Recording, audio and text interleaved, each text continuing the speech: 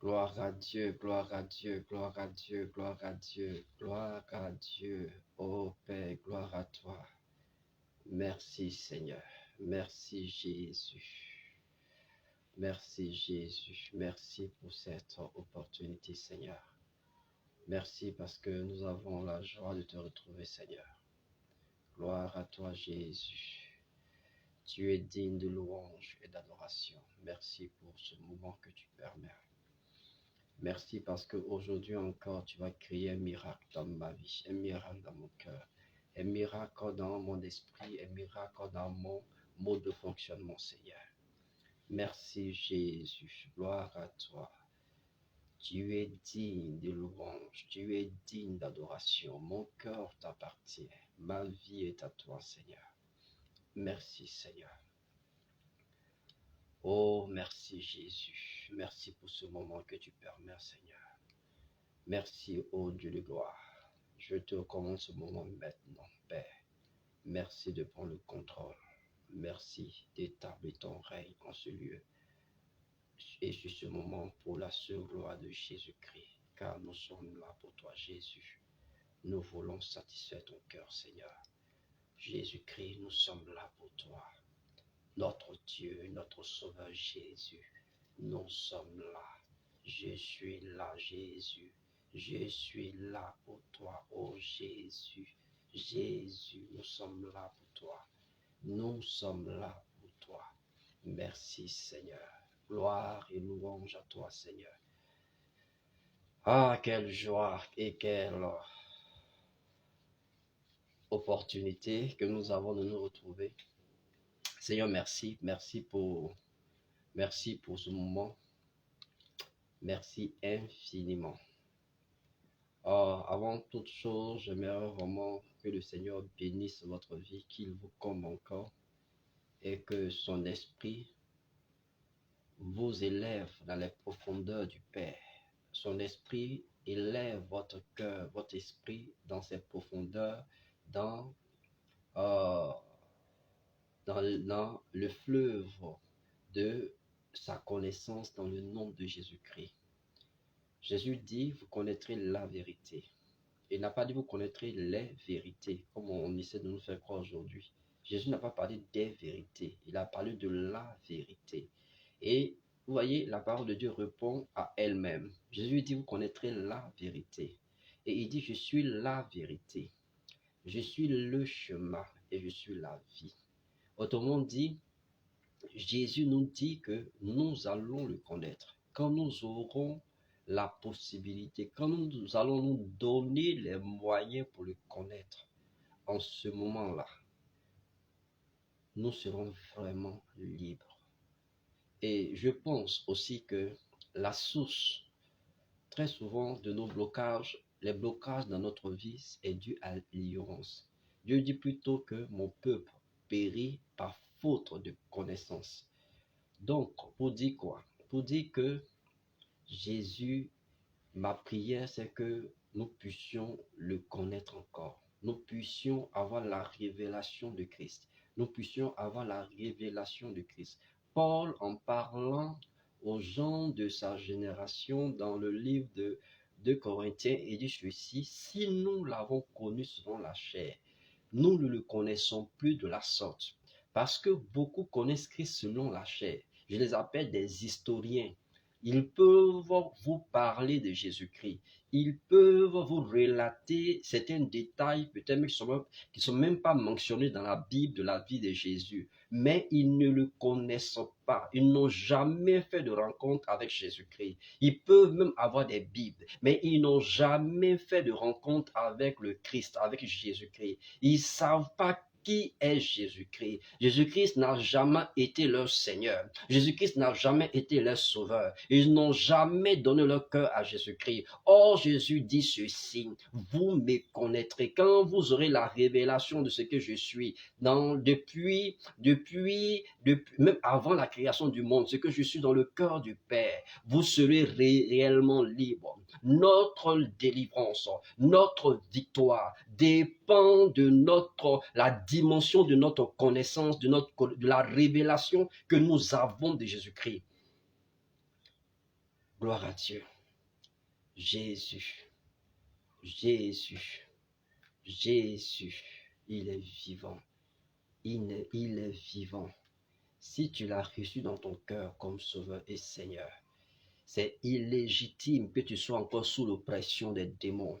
C'est illégitime que tu sois sous l'oppression de toutes sortes de calamités. C'est illégitime, mon frère. C'est illégitime, ma soeur. Relève-toi au nom de Jésus-Christ. Relève-toi au nom de Jésus-Christ.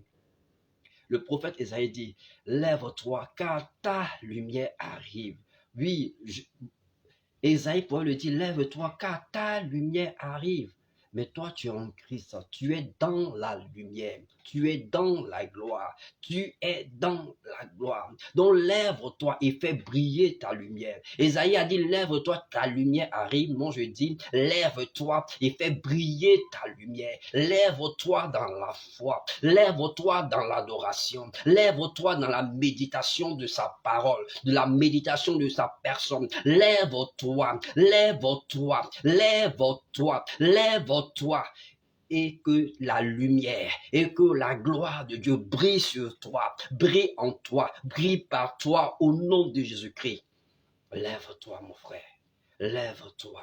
Lève-toi, ma soeur, lève-toi, lève-toi, sors de ce schéma où tu te sens blessé, tu te sens délaissé, tu te sens méprisé. Lève-toi et sors de cela. Laisse la lumière de Christ, laisse la lumière de Dieu, laisse la lumière de la gloire du Père briller en toi. Laisse-la briller en toi. Lève-toi, lève-toi de ta frustration, lève-toi de ta frustration, lève-toi, sors de cette frustration, change ton mode de fonctionnement, ton mode de réflexion et tu verras la gloire de Dieu jaillir sur toi, jaillir. Elle ne va pas jaillir de l'extérieur, mais elle va jaillir de l'intérieur parce que nous portons l'Esprit de Dieu, nous sommes le temple de Dieu. Paul pose la question, ne savez-vous pas?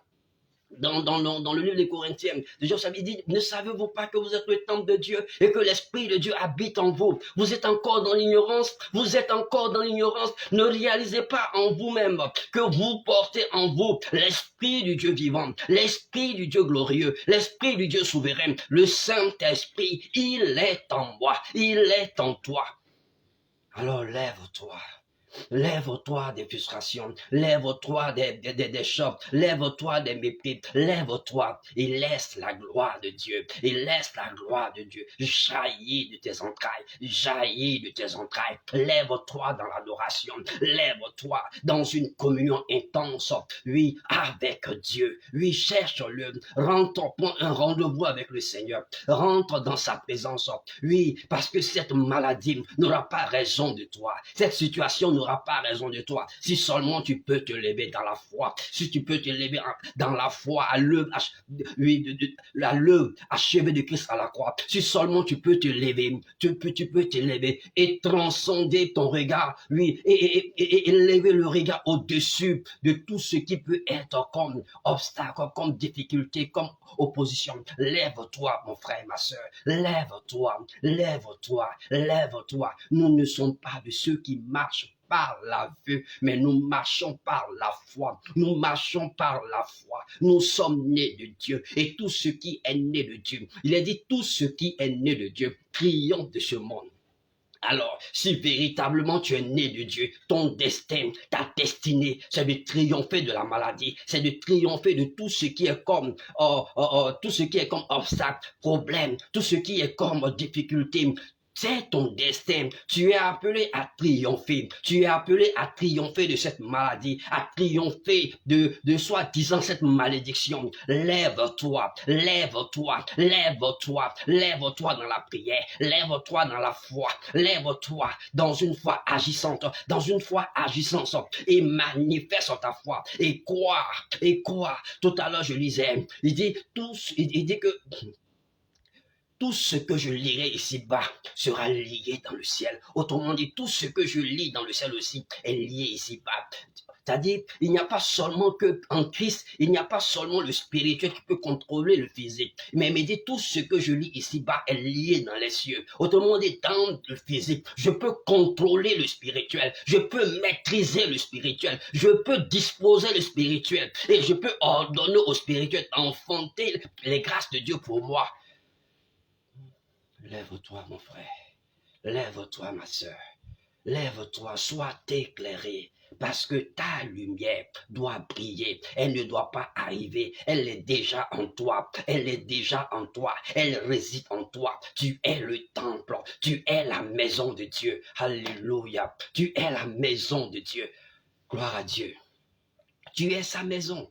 Tu es sa demeure. L'Esprit de Dieu est en toi. L'Esprit de Dieu est en toi. L'Esprit du Dieu vivant est en toi. L'Esprit du Dieu vivant est en toi. C'est vrai que l'ange de Dieu campe autour de toi. Mais qu'est-ce qu'il y a de plus glorieux qu'un ange campe autour de moi ou bien d'avoir l'Esprit de Dieu en moi? Dans l'Ancien Testament, les prophètes qui marchaient sous l'ombre de l'Esprit de Dieu n'avaient pas l'Esprit de Dieu en eux, mais ils pouvaient voir des anges, ils pouvaient communier avec les anges. Mais de toutes ces personnes qui avaient une grande révélation du spirituel, Jésus dit ceci, de tous ces prophètes qui sont nés de femmes, il n'y a pas de plus grand que Jean-Baptiste. Mais cependant, le plus petit du royaume, c'est-à-dire celui qui est né dans le royaume, celui qui est né, qui est entré dans le royaume, qui est né d'esprit, qui est né d'eau, celui qui est né de nouveau, celui-là,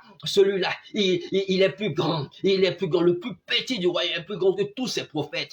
Pourquoi? Qu'est-ce qui fait la différence? Ce qui fait la différence, c'est que le plus petit du royaume, il n'a pas l'ombre de l'Esprit de Dieu, il ne marche pas dans l'ombre de Christ, mais il a l'Esprit de Dieu en lui, il est régénéré, il est recréé en Christ, il est une création nouvelle, il porte l'Esprit du Dieu vivant en lui. Gloire à Dieu. Nous sommes nés de Dieu. Le Seigneur t'aime. Le Seigneur t'aime, mon frère. Le Seigneur t'aime, ma soeur. Oui, il t'aime. Le Seigneur, il t'aime. Le Seigneur, il t'aime. Il t'aime. Tu n'es pas le fruit du hasard. Je ne sais pas dans quel contexte tu es né. Écoute-moi bien. À toi spécialement. Je ne sais pas dans quel contexte tu es né. Peut-être même que tu es le fruit d'un viol. Mais laisse-moi te dire. Les parents peuvent subir des frustrations, des chocs, mais ce n'est pas pour autant que toi, tu es un obstacle. Non, ce n'est pas pour autant. Ce n'est pas pour autant que tu es un obstacle, ou bien tu es une erreur de la nature. Non, non, non, non. Tu es né. Et tu as eu la grâce de connaître Jésus-Christ. La grâce de Dieu fait de toi une création nouvelle. Alors, parce que tu es une création nouvelle, Dieu ne te... C'est-à-dire, ce qui fait ton importance dans le royaume, ce n'est pas ton passé, ce n'est pas de qui tu es né, ce n'est pas comment tu es né physiquement. Ce n'est pas ce qui fait ton importance dans le royaume. Ce qui fait ton importance dans le royaume, c'est ta foi en la personne de Jésus-Christ. Alléluia. Ce qui fait ton importance dans le royaume, c'est ta foi en la personne de Jésus-Christ de Nazareth. Ce qui fait ton importance dans le royaume, c'est ta foi en la personne de Jésus-Christ. Alléluia, alléluia. Écoute-moi bien. Ce qui fait ton importance, c'est ta foi en la personne de Jésus-Christ. Oui, ta foi en la personne de Jésus-Christ. Pourquoi je parle de Jésus? Pourquoi je ne cesse de parler de Jésus? Parce que il est le chemin, il est la vérité. Aucun être humain, écoutez-moi bien, aucun être humain, et je dis aucun être humain ne pourra voir Dieu, ne pourra entrer dans le paradis de Dieu s'il n'a reçu Jésus-Christ comme sauveur et Seigneur. S'il n'a reçu Jésus-Christ comme sauveur et Seigneur. Recevoir Jésus-Christ comme sauveur et Seigneur est différent du fait de savoir que Jésus-Christ a existé, que Jésus a existé, qu'il est né de Marie, qu'il a vécu 30 ans et après 33 ans. 30 ans, 3 ans de ministère, et après ça, il a été crucifié. Voyez, si votre connaissance de Jésus est basique de la sorte, c'est normal que vous n'arriviez pas à comprendre les amoureux de Jésus-Christ. les personnes qui aiment Jésus, les personnes qui sont attachées à lui, les personnes qui l'adorent, les personnes qui marchent avec lui. Pourquoi? Parce que vous êtes loin de la révélation de Christ, de la révélation de Christ. Et ce soir, j'aimerais te dire, ou toi qui m'écouteras en différé, j'aimerais te dire que Jésus-Christ est vraiment vivant. Il était mort. Oui, il était mort, crucifié entre deux brigands. Mais Jésus-Christ est vivant. Et il est mort à cause de toi. Il est mort à cause de moi. Aucun sacrifice que l'homme puisse faire ne peut le sauver de son péché, ne peut le sauver de la condamnation éternelle, ne peut le sauver de l'enfer. Le seul sacrifice, la seule opportunité que tu as, que Dieu t'a donné. Il ne te demande pas d'être intelligent. Il ne te demande pas d'être sage. Il ne te demande pas d'aller à l'école. Il ne te demande pas de donner de l'argent. Il ne te demande pas de sacrifier un animal que je sais encore. Mais la seule chose que Dieu te demande, c'est d'avoir foi à l'œuvre achevée de Christ à la croix. Cette œuvre où Jésus-Christ est mort sur la croix, mais qu'il a aussi ressuscité le troisième jour. Il suffit que tu crois en cela, que tu acceptes excusez-moi, que tu acceptes que ce acte-là, que cette action-là, et Dieu l'a vraiment fait pour toi, tu le reçois dans ton cœur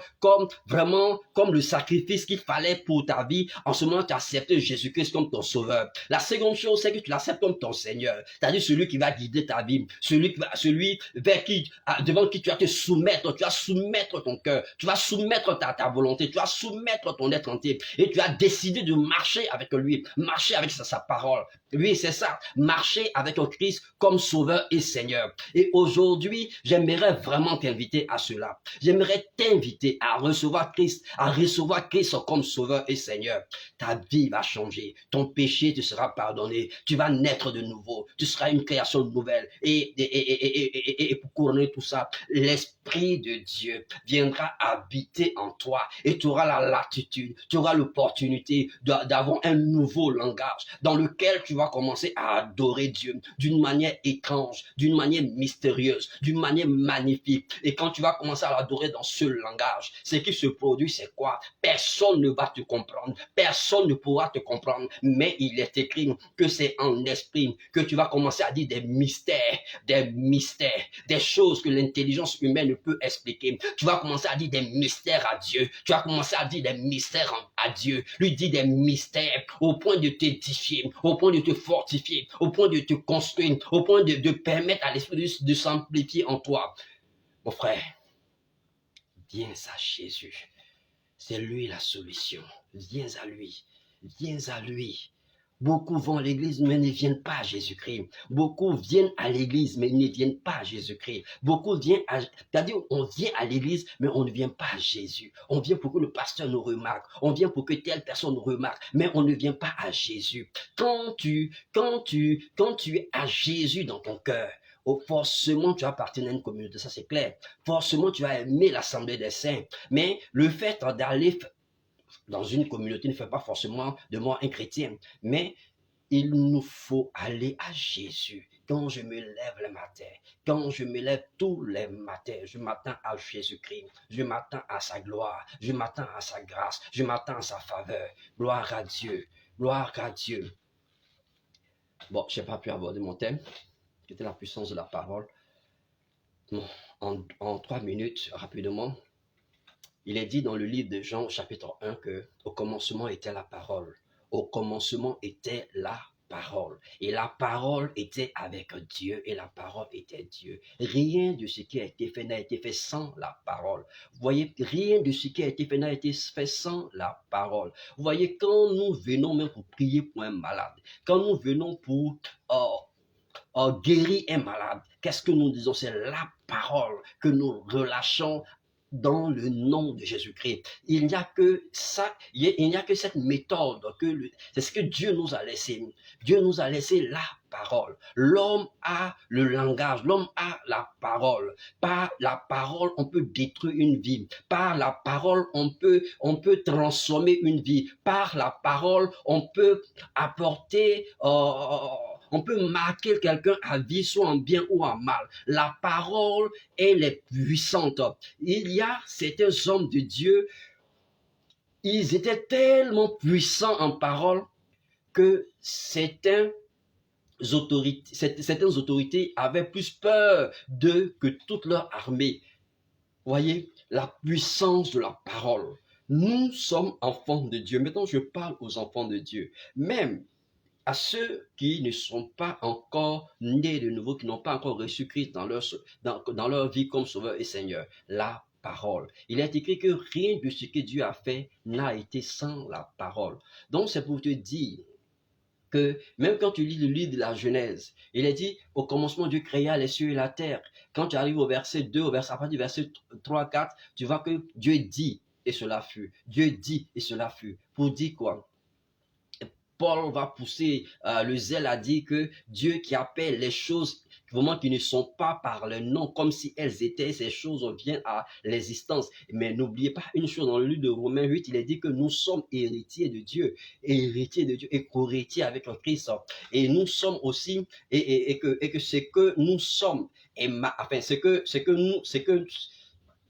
nous sommes, véritablement, le cœur de Dieu est manifesté en Christ. C'est en Christ que nous réalisons que nous épousons vraiment notre image originale. Notre image originale. Nous épousons notre statut original, j'allais dire. Parce que si le premier Adam était le reflet du second Adam et que nous avons porté la gloire du premier, nous porterons aussi la gloire du second si seulement nous acceptons de croire en son nom, de le recevoir dans notre cœur. En ce moment-là, nous devenons des candidats potentiels, nous devenons des personnes dignes de porter sa gloire. Pourquoi? Parce que nous l'avons reçu comme Sauveur et Seigneur et il a fait de nous une création nouvelle.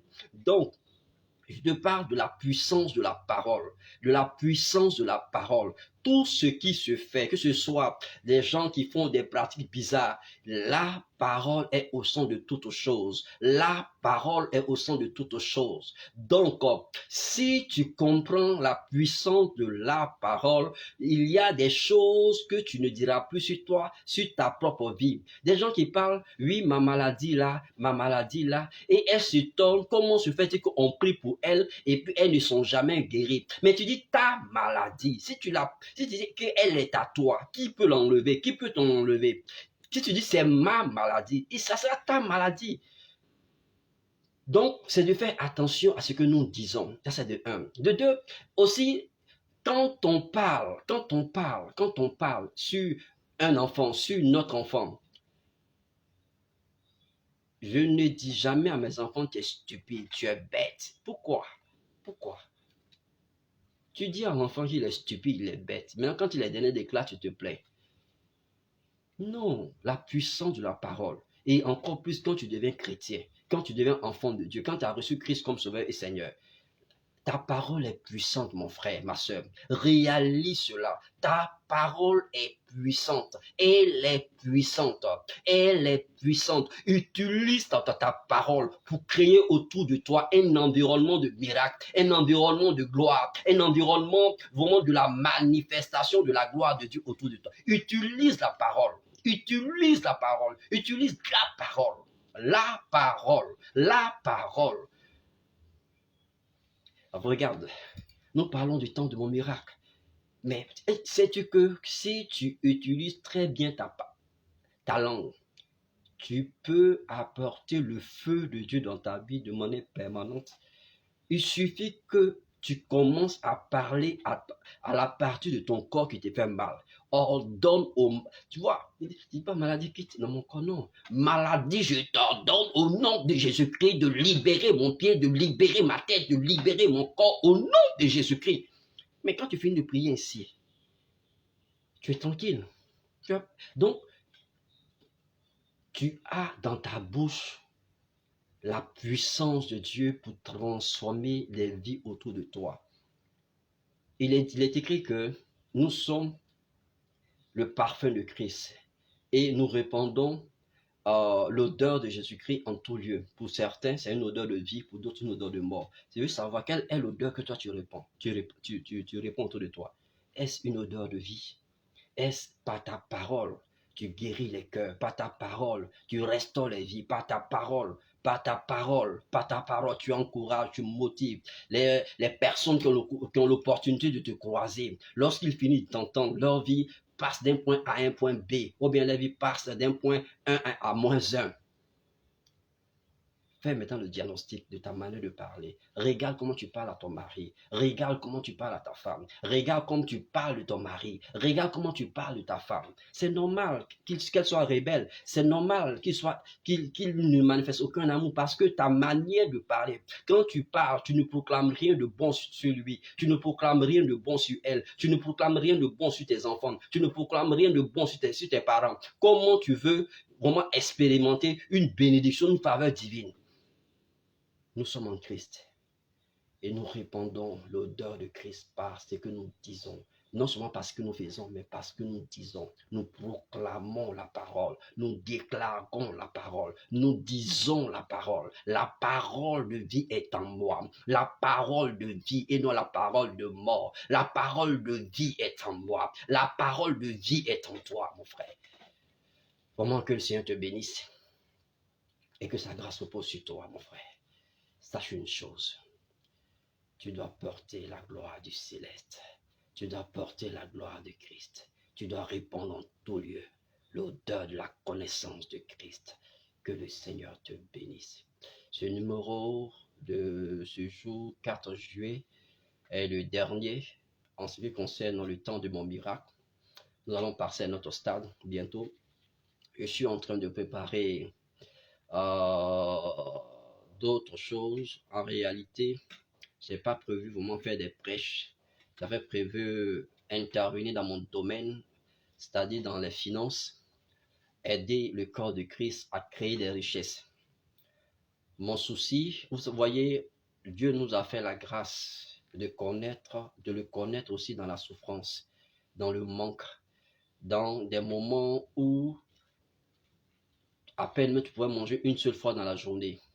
À peine tu pourras manger une seule fois dans la journée. Mais malgré cela, j'ai continué de l'aimer, de le chérir, de m'accrocher à lui. La faim n'a pas été un obstacle. Au contraire, chaque fois que j'avais faim, chaque fois que je n'avais rien à manger, je jeûnais. Et à l'époque où on me voyait très mince, pas parce que j'aimais le jeûne, mais la situation était telle. Mais je me disais en moi-même, c'était l'opportunité pour moi. Je voyais ça comme une opportunité de jeûner et de l'adorer. Et au milieu de tout ça, nous avons appris pas mal de choses avec Dieu, pas mal de choses dans les finances. Je suis financier, je suis aussi trader, donc je compte partager vraiment mes connaissances avec le corps de Christ. Mes connaissances dans la gestion de comment chercher l'argent honnêtement, et puis comment s'organiser, comment s'autofinancer, comment recevoir certains financements, et puis s'il y a des financements qui sont en cours dans le pays, s'il y a des structures qui financent, comment se présenter. Je pense que je vais beaucoup plus accentuer mon intervention dans ce domaine. Déjà, le mardi, on va se voir pour que je clore euh, la seconde partie de ce que je suis dans le cœur de Dieu en parlant du fait que je suis enfant de Dieu, les implications de cela. Maintenant, la suite de tous les enseignements se feront sur ma chaîne YouTube, Kassoum Saka. Vous allez sur cette chaîne. Maintenant, si vous n'êtes pas abonné, abonnez-vous pour que lorsque je publie un enseignement, vous puissiez être alerté à temps pour pouvoir suivre cet enseignement. Et puis aussi, n'hésitez pas de me laisser en commentaire vos observations. S'il y a des thèmes sur lesquels vous aimeriez que je change, que je prépare un enseignement, que je donne mon avis en ce qui concerne quelle est ma sensibilité par rapport à un tel thème, soyez rassurés, je le ferai sans problème, avec joie pour vous. Mais déjà, bientôt je reviendrai à vous pour ensemble vous parler de déjà comment permettre aux gens qui travaillent à acheter rapidement leur maison, quelles sont les stratégies financières qui sont en place, comment s'organiser. Voilà, donc je vais partager un peu ces choses avec vous. Vraiment que le Seigneur vous bénisse. J'ai pris du plaisir à faire ces enseignements avec vous le temps de mon miracle. Maintenant, que Dieu vous bénisse. Et puis, en ensemble, moi, je vous aime. Et je sais, par-dessus tout, Jésus-Christ vous aime. Il ne faut jamais en douter, Jésus-Christ, il t'aime. Il ne t'aime pas parce que tu es gentil. Il ne t'aime pas parce que tu es beau. Il ne t'aime pas parce que tu n'as pas d'argent. Non, il t'aime simplement. Sa seule raison, c'est parce que son cœur est débord d'amour. Il t'aime. Peu importe ce qu'on veut te faire croire autour de toi. Jésus, il t'aime. Sois béni. Sois béni, mon frère, ma soeur. Sois béni. Sois béni. Je vais avoir quelques noms. Oui, Trabi, Olivier, vraiment que Dieu te bénisse. Alimata Sanogo, ma soeur, vraiment que Dieu te bénisse. Et je suis heureux de te voir nous suivre. Sois béni. Mon épouse, que Dieu te bénisse. Merci pour ton soutien. Et puis, on se revoit le mardi. Et puis, après le mardi, je suis en train de préparer des cours de trading pour permettre aux uns aux autres de se faire de l'argent facilement, honnêtement. Au moins que Dieu vous bénisse. À très, très, très bientôt. Merci beaucoup.